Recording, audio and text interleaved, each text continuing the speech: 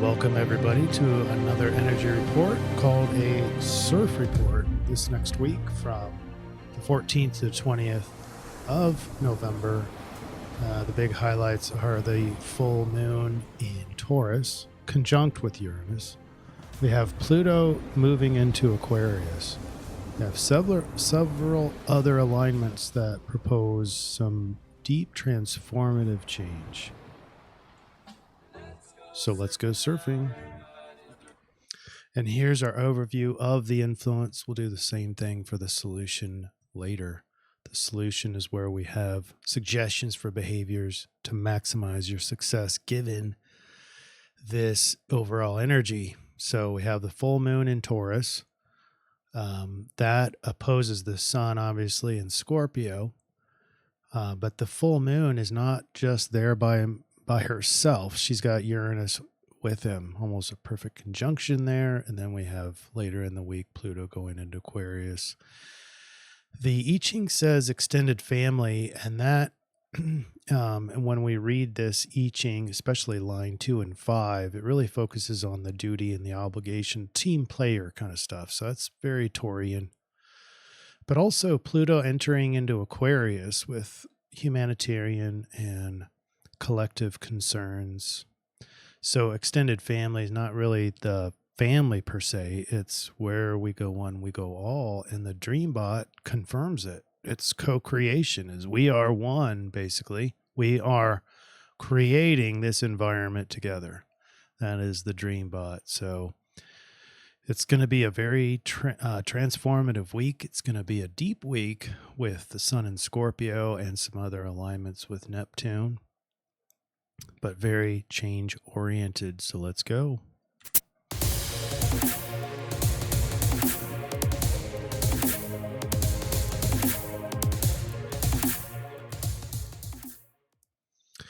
And a big shout out to 4 of you. 4-way tie, John Doe, Not For Me to Say, and Madame Michelle, and Bobby Lee.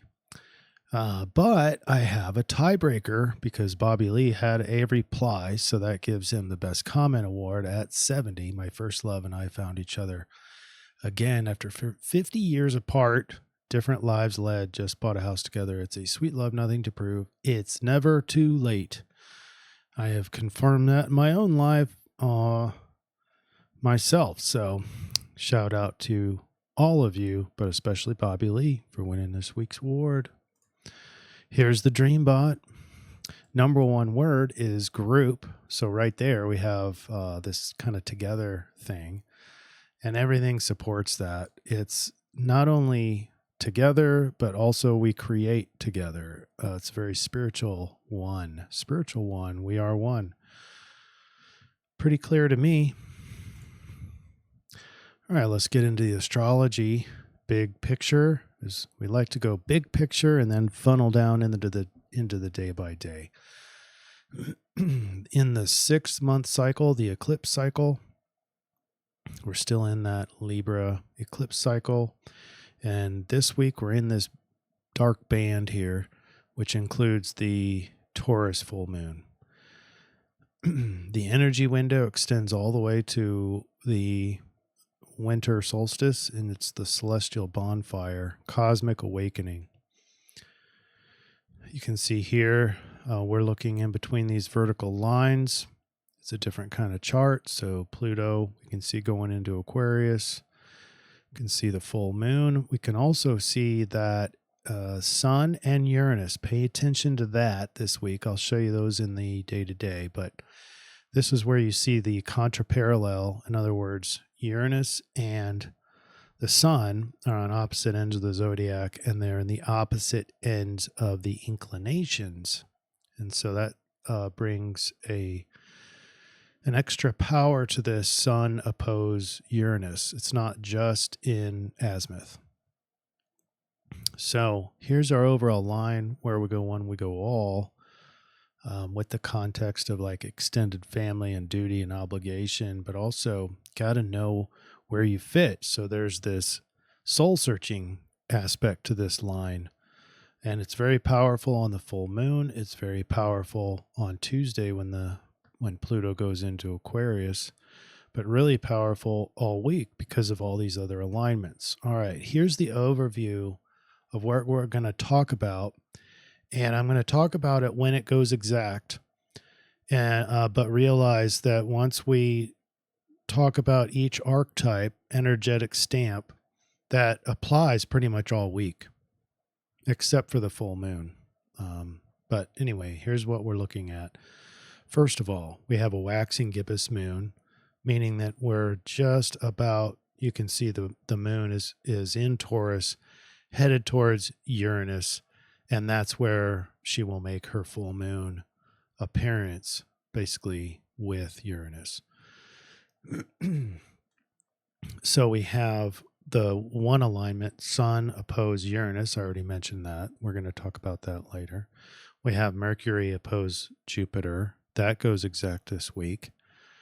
And then we have, remember, Uranus trine Pluto. It doesn't go exact, but it's still a thing. And we've been talking about for quite some time. It's still in play, very transformative, very change oriented. So change is just a natural part of this week. And then we have Neptune trine Sun as well to talk about. So it's a lot. And here's our confirmer that Sun contra parallel Uranus is going to be here generally all week. So what that means is extra conflicted. It's one thing to have an opposition. Basically, if you want to think about it, what do we have with an eclipse? I'm not calling this an eclipse week, but just to highlight this alignment, Sun contra parallel Uranus, it's the equivalent of like a lunar eclipse. So you need the contra parallel, and then you need the Sun and Moon on opposite ends of the zodiac. So really, it's a Uranus eclipse because you've got the Earth directly in the middle of the Sun oppose Uranus at the time it goes exact, of course, which is later. But first, let's talk about the full moon in Taurus. We're now sitting on the edge of this awakening and rebirth in the physical world now. And the main reason why, all those things we talked about, but you've got the Pluto trine Uranus, but you got the full moon, which is already unpredictable, over Uranus in Taurus. So you've got, let's talk about the full moon in Taurus is the anchored lighthouse. It sheds the light on practical matters, duty, illuminated earthly concerns, and physical realities.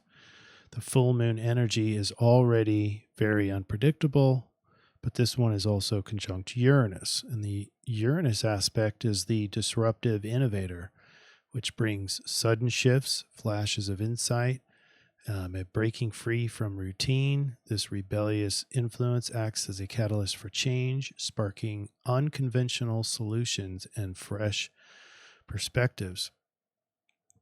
But overall, when you put all this together, and by the way, the full moon is at 3:28 p.m. Central Standard Time on the 15th of November. You get the maverick sage. This energy is like a wise rebel or a maverick sage. It embodies the ability to bring practical wisdom and earthy sensibilities to navigate radical changes and disruptions. The maverick sage blends tradition and innovation, using discernment to know when to stay rooted and when to boldly pioneer new paths. I also obtained a picture of Gandhi, which is arguably the maverick sage. It's a very spiritual being, but bucking the system. In this case, you're going to see this in this full moon gaining sudden insights and aha moments, particularly for stubborn problems, breaking free from ruts and routines that no longer serve you. This is a great time at the full moon to offer those sacrifices up, sacrificing what no longer serves you. So be on the lookout with this energy on Friday, the 15th, restlessness and impulsivity that upsets or is unpredictable in terms of stability, and stubbornness in ideologies with the Taurus backdrop. Excuse me. All right. And on Saturday, now the moon has progressed out from Uranus. Moon is now in a waning state, waning gibbous in Gemini. But the main alignment here is the Sun opposed Uranus. It goes exact at 8:44 p.m. on the 16th. And once again, this is that contraparallel. So it's basically like an eclipse. If you can imagine the Earth right in the middle of this, both on azimuth, but also in inclination. They're on opposite ends of that. And this produces extra conflict, extra roughening, extra pressure. And it's the unexpected phoenix rising, embracing the transformative fire of rebirth. This phoenix fearlessly surrenders to destruction in order to rise anew from the ashes. Rebellious change in the material world will shatter old forms and limitations. This paves the way for brilliant reinvention and liberation. So you can see now the connection in why we have this sort of extended family thing with everything discombobulating, changing, morphing, Uranus and Pluto transforming.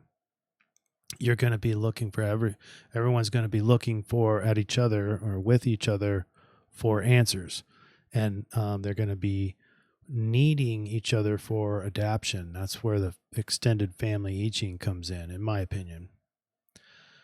But it's all predicated on unpredictability and change. So people are going to be anxious. People are going to be, well, they're already anxious.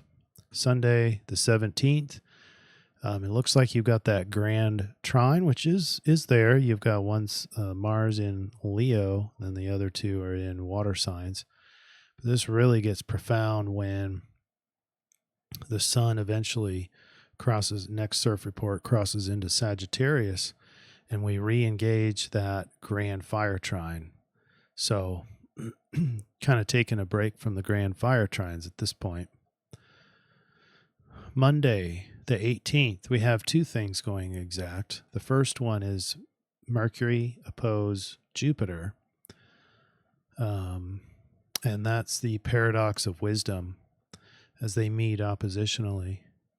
Got the adventurer and the storyteller archetypes. And notice how they're in the opposite sign. So Mercury rules Gemini, but is in opposed to Gemini. And the same thing for Jupiter rules Sagittarius and is opposed that in Gemini. So they're in opposite corners. Eternal dance between micro and macro, depth and breadth, focus and exploration. The quest to synthesize knowledge, both vast and intimate, into a cohesive understanding. So this is really helping to assimilate knowledge and understanding. Okay.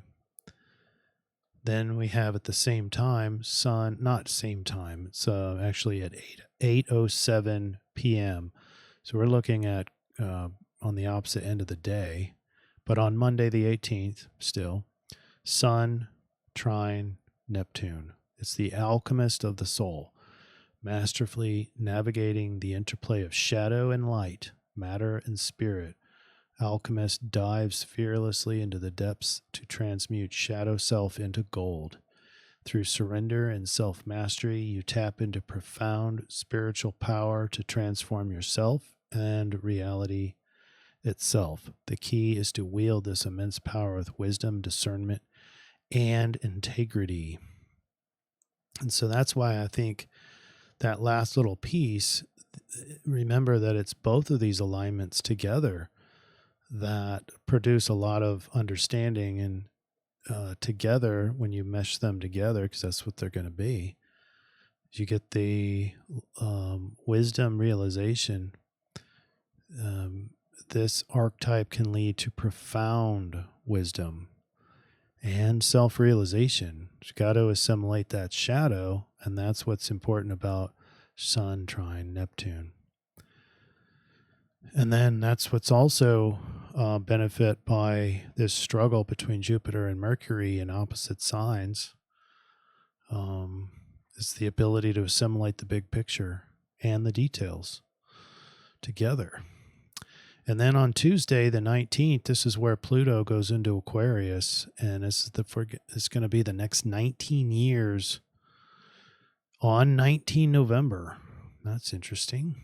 At 2:39 p.m. Central Standard Time, Pluto will be at 0 degrees Aquarius, and it will stay there for the next 19 years. And in that 19 years, we're going to be the quantum leap, and we stand during this period at the precipice of a great paradigm shift that has a potential to revolutionize our world.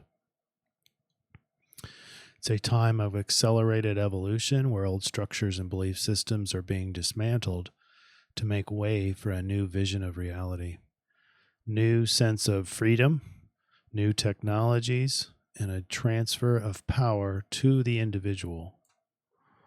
Rapid technological scientific breakthroughs over the course of the next couple of decades will have a collective awakening, a shift towards unity consciousness. That's a paradox. You got unity consciousness, but shifting the power to the individual. Do you see that paradox? We see that in couples work. If you don't have that individual nature, you tend to degrade the quality of the relationship. But if you have too much individuality, then you got degrades the quality of the relationship as well. So we want unity, but we also want to keep individuality intact. And like I said, so during this period, you'll see greater freedom, greater individuality, and innovative thinking. And then on Wednesday, it's just a continuation there, last couple of degrees of Scorpio with the sun. So next CIRF report, we're going to be headed into Sagittarius and then shutting down the rest of our energies, except for the one that continues is going to be the Uranus and Pluto in a trine. All right. Here's the influence. It's Hexagram 37 with change lines 2 and 5. And that produces a harmonious family as a team that symbolizes the ideal of human interdependence. That's the key here. It's not like, who's my blood relative? It's not like that. It's we're working together better. And as long provided, or we're thirsting for working together better. Long provided a foundation for society. The healthy family is an embryo of community in the native soil in which ethical values take root and grow. And so getting to the punchline here, Hexagram 37 feels like highly aware of family dynamics and power structures, strong sense of duty and obligation, daily routines and domestic matters feel particularly significant. This to me feels very Taurus. When we put the change line 2 in, it has us feeling like a workhorse, could be struggling with saying no to others' demands, and sense of being trapped in traditional roles. And line 5 says pressure of being in an influential position, uncertainty about wielding authority correctly, conflict between being respected and being liked, may feel others are watching and judging our decisions. All right, so let's just summarize and get to the solution. So here's the overview of the influence. We're headed towards togetherness, interdependence, but it's because of this disruption and unpredictability. This is going to be a very strong alchemical week of soul searching, shadow transmutation, and assimilating profound wisdom. I'm putting all those alignments together. Uranus is the big change agent at play all week, even besides the full moon. And he sits in conjunction at the full moon in Taurus, but then is still opposing the sun all week. So still a factor. Although it's an unpredictable week, there will predictably be insights, sudden sparks of revelation, and rebellious acts of bullheadedness. This week's energy will be enough to shatter old paradigms because change and transformation are unavoidable.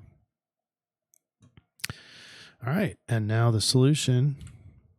What's the best way to behave? First, we put in our hexagram change lines and we get 26. This points to the command and control of great power, a power that increases as it is wisely stewarded. Key behaviors and recommendations is practicing careful restraint and self-control, gathering and storing resources and energy, nourishing yourself and others, developing skills through dedicated practice, training or educating others with patience, managing power responsibly, being methodical and thorough. Make sure we avoid, according to Hexagram 26, we need to avoid rash or impulsive actions, showing off power or abilities. That's kind of like the ego power or ego control, and forcing progress too quickly. So we need to have some patience.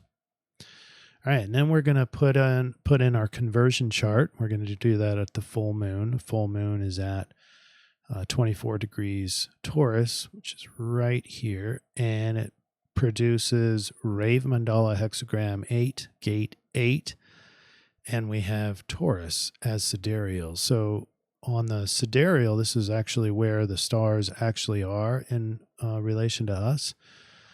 And there's this little overlap between the tropical Taurus and the sidereal Taurus. So we're right in that section. It's pretty cool. All right, and then here we have holding together. What goes around comes around. We started with extended family and where we go one, we go all. Well, the rave confirms that we should be holding together. And line 1 says honesty. So the truthful acceptance of limitation and a recognition that it can be transcended through sharing. All right, so this is not an individual response to adaptation this week. That is going to, the change and transformation is an individual thing, but you're going to produce that shadow to help you place your position into the collective. That's this week in a nutshell. So here we go with the solution triangulation. We're looking at I Ching 26, containment of potential. Hey, that looks like Taurus because what I read sounded just like Taurus to me. And then we have, I just read this. Rave Mandala 8, line 1 says holding together, truthful acceptance of limitation. So it's suggesting to share. And we have the full moon. So here we go. With the unpredictability inherent with the energies this week, it will be important to get back to the basics. Start by following a daily routine. This will help stabilize the psyche from all the adaptation and soul searching and dark night of the soul, shadow work, etc. From there, from the daily routine, use the great energetic potential wisely and not impulsively. That's very Taurian. Think through things before starting. Be mindful as you carry out tasks. Also focus on nourishment and sufficient self-care to maintain strong energy. You want to maintain this strong energy even as the moon is waning gibbous. It's waning out after the full moon. Socially, be honest and accepting of limitations and lack. This is speaking to the rave. And consider sharing instead of dog eat dog, winner take all, etc. Celebrate the full moon and offer up items or beliefs or characteristics that no longer serve you. Watch out for impatience. Slow down. Keep moving forward forcefully, but don't cut corners. Don't overextend yourself. Don't get in a hurry like I typically do. Slow down. Take things methodically. Keep moving forward, but take care of yourself. Does that make sense? All right. Ready for the plant of the week? We are in rosemary is the focus this week. Shout out to Sean Nelson. Thank you for putting this together. This is her work. And if you want to take a snapshot, you can. I am going to put this down in the show notes because I'm not going to read it all. But we'll start with the first paragraph. The herb rosemary is known worldwide for its flavor and powerful aroma. Easy to grow, is a garden favorite and said to bring good luck when grown at the garden gate. A plant of the sun, rosemary holds the masculine polarity of the element of fire, and there is documented use of rosemary in ancient Rome and Egypt, both ceremoniously and medicinally. Associated with the goddess Aphrodite, rosemary incense or smudging is highly purifying and protective. Connect with rosemary to become as pure and clear about yourself as you can be, while still welcoming and receiving change. Boy, change is going to be a big theme this week. How can it not?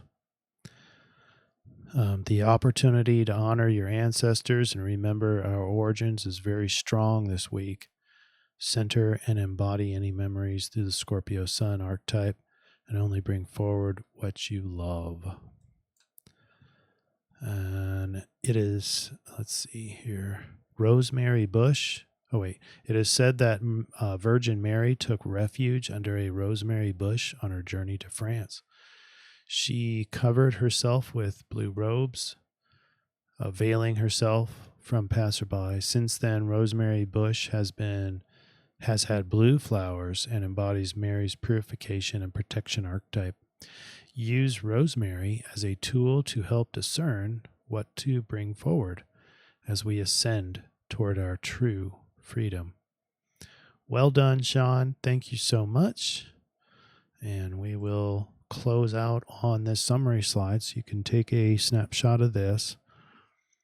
You got the influence above, and to clarify, it's not just we are guilt tripped or influenced into being together. I think it's going to be through this change and adaptation and individual soul searching and dark night of the soul energy. It's going to spark understanding. That's the Mercury and Jupiter together. And we'll be able to assimilate, but it's not done on an individual thing. It is a collective deal. That's where we get this extended family, and where we go one, we go all. But all in all, in behaviorally, slow down, be mindful.